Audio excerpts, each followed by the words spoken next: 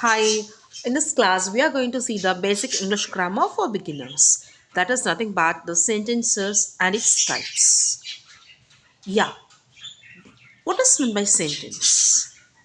A sentence is nothing but a group of words which gives complete meaning or a complete sense that is called as a sentence. For example, Ram is a good boy. Okay? Yes. There are four types of sentences. First one is assertive sentence, second one is imperative sentence, and the third one is interrogative sentence, and the fourth one is exclamatory sentence. Got it, my dear? Yeah, assertive sentence, imperative sentence, interrogative sentence, exclamatory sentence. The first one is assertive. Let's see. Assertive sentence asserts something. That is a basic statement. For example, I teach English. Okay? Yeah. The second one is imperative sentence.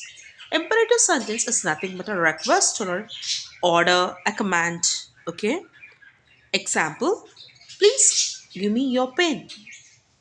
Open the door. The first one is a request and the second one is a order. The third one is interrogative sentence. It means that is asking questions using WH words or modal auxiliaries. WH words is the which, where, when, what, something like that. For example, do you know English?